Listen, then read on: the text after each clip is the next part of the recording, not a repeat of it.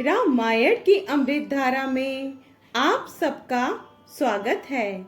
सभी सुनने वाले सज्जनों को जय सिया राम जी। रामायण के पिछले भाग में आपने वहां तक सुना था जब श्री रघुवीर के नेत्रों में जल छा गया, उनकी आंखों में करुणा के आंसू भर आए। अब इसके आगे से अरण्यकांड भाग 2। सियापति रामचंद्र जी की जय, पवन सुत हनुमान जी की जय, उमापति महादेव जी की जय। जय जय सीताराम जी। दोहा। निशिचरहीन कराऊ मही, भुज उठाए पनहीन, सकल मुनि के आश्रम ही, जाई जाई सुख दीन। सियापति रामचंद्र जी की जय, जाई जाई सुख दीन। सियापति रामचंद्र जी की जय। श्री राम जी ने भुजा उठाकर प्रण किया कि मैं पृथ्वी को राक्षसों से रहित कर दूंगा। फिर समस्त मुनियों के आश्रमों में जा जाकर उनको दर्शन और सुख दिया। मुनि अगस्त्य जी के एक सुतिक्षण नामक सुजान ज्ञानी शिष्य थे। उनकी भगवान में प्रीति थी। वे मन, वचन और कर्म से श्री राम जी के चरणों के सेवक थे। उन्हें स्वप्न में भी किसी दूसरे देवता का भरोसा नहीं था। उन्होंने जो ही प्रभु का आगमन कानों से सुन पाया, त्यों ही अनेक प्रकार के मनोरथ करते हुए वे आतुरता शीघ्रता से दौड़ चले। हे विधाता, क्या दीन बंधु श्री रघुनाथ जी मुझ जैसे दुष्ट पर भी दया करेंगे? क्या स्वामी श्री राम जी छोटे भाई लक्ष्मण जी सहित मुझसे अपने सेवक की तरह मिलेंगे? मेरे हृदय में दृढ़ विश्वास नहीं होता, क्योंकि मेरे मन में भक्ति, वैराग्य या ज्ञान कुछ भी नहीं है। मैंने ना तो सत्संग, योग, जप अथवा यज्ञ ही किए हैं और ना प्रभु के चरण कमलों में मेरा दृढ़ अनुराग ही है। हाँ, दया के भंडार प्रभु की एक बान है कि जिसे किसी दूसरे का सहारा नहीं है, वह उन्हें प्रिय होता है। भगवान की इस बान का स्मरण आते ही मुनि आनंद मग्न होकर मन ही मन कहने लगे, आहा, भव बंधन से छुड़ाने वाले प्रभु के मुखार बिंदों को देखकर आज मेरे नेत्र सफल होंगे। शिव जी कहते हैं, हे भवानी, ज्ञानी मुनि प्रेम में पूर्ण रूप से मग्न हैं। उनकी वह दशा कहीं नहीं जाती। उन्हें दिशा, विदिशा, दिशाएं और अनेक कोण आदि और रास्ता कुछ भी नहीं सूझ रहा है। मैं कौन हूँ और कहाँ जा रहा हूँ यह भी नहीं जानते। इसका भी ज्ञान नहीं है। वे कभी पीछे घूमकर फिर आगे चलने लगते हैं और कभी प्रभु के गुण गा गा कर नाचने लगते हैं। मुनि ने अपार प्रेमा भक्ति प्राप्त कर ली।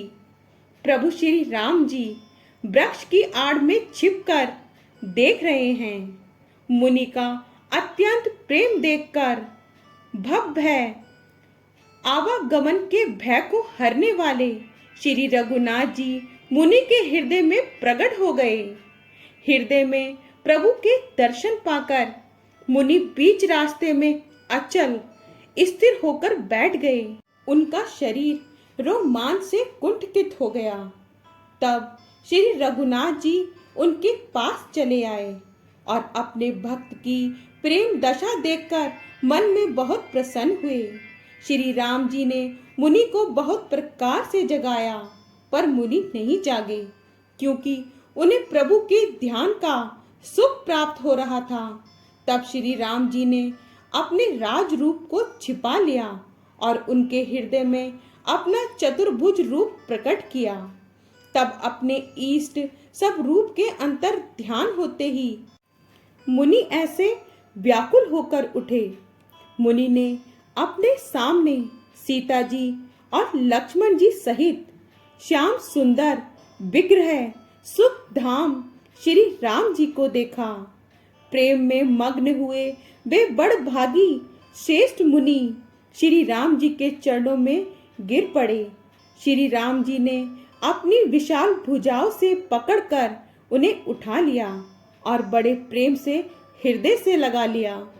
कृपालु श्री रामचंद्र जी मुनि से मिलते हुए ऐसे सुशोभित हो रहे हैं मानो सोने के वृक्ष से तमाल का वृक्ष गले लग लग कर मिल रहा हो।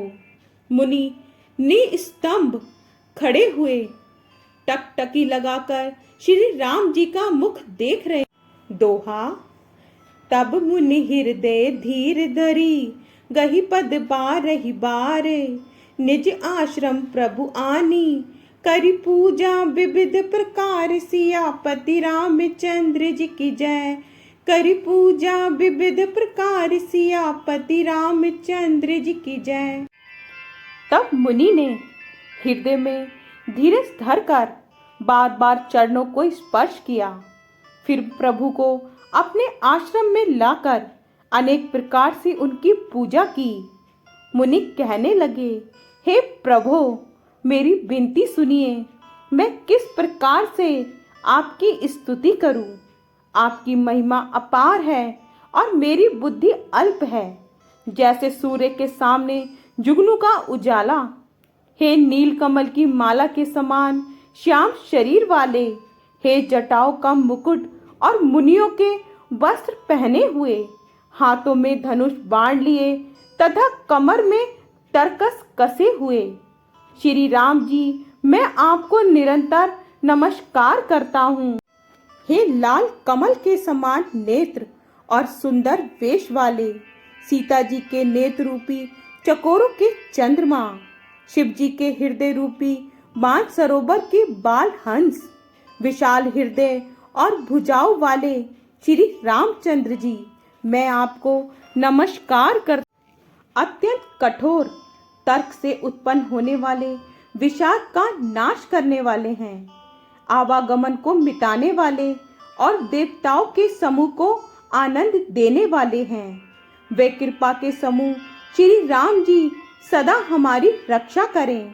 हे निर्गुण सरगुण विषम और समरूप, हे ज्ञान वाणी और इंद्रियों से अतीत, हे अनुपम निर्मल संपूर्ण दोष रहित अनंत पृथ्वी का भार उतारने वाले श्री रामचंद्र जी, मैं आपको नमस्कार करता हूँ, जो भक्तों के लिए कल्प वृक्ष के बगीचे हैं, क्रोध लोभ मद और काम को डराने वाले हैं, अत्यंत ही चतुर और संसार रूपी समुद्र से तरने के लिए सेतु रूप हैं। वे सूर्य कुल की ध्वजा श्री राम जी सदा मेरी रक्षा करें, जिनकी भुजाओं का प्रताप अतुलनीय है, जो बल के धाम हैं, जिनका नाम कलयुग के बड़े भारी पापों का नाश करने वाला है, जो धर्म के कवच रक्षक हैं और जिनके गुण समूह आनंद देने वाले हैं। वे श्री राम जी निरंतर मेरे कल्याण का विस्तार करें। आप निर्मल व्यापक अविनाशी और सबके हृदय में निरंतर निवास करने वाले हैं। लक्ष्मण जी और सीता जी सहित वन में विचरने वाले आप इसी रूप में मेरे हृदय में निवास कीजिए। हे स्वामी, आपको जो सरगुण निर्गुण और अंतर्यामी जानते हो, वे जाना करें। मेरे हृदय को तो कौशलपति कमल नयन श्री राम जी ही अपना घर बनावे। ऐसा अभिमान भूल कर भी ना छूटे कि मैं सेवक हूँ और श्री रघुनाथ जी मेरे स्वामी हैं। मुनि के वचन सुनकर श्री राम जी मन में बहुत प्रसन्न हुए।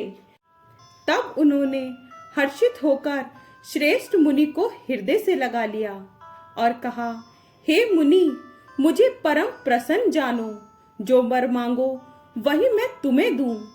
मुनि सुतीक्षण जी ने कहा, मैंने तो वर कभी मांगा ही नहीं, मुझे समझ ही नहीं पड़ता कि क्या झूठ है और क्या सत्य है, क्या मांगू क्या नहीं। हे रघुनाथ जी, हे दासों को सुख देने वाले, आपको जो अच्छा लगे मुझे वही दीजिए। श्री रामचंद्र जी ने कहा, हे मुने, तुम भक्ति वैराग्य विज्ञान और समस्त गुणों तथा ज्ञानों के निधान हो जाओ। तब मुनि बोले, प्रभु ने जो वरदान दिया वह तो मैंने पा लिया, अब मुझे जो अच्छा लगे वह दीजिए। आगे का भाग कल। जय सिया राम जी। आपको पसंद आए तो लाइक शेयर कमेंट्स कीजिए और हमारे चैनल को सब्सक्राइब कीजिए। जय सिया राम जी।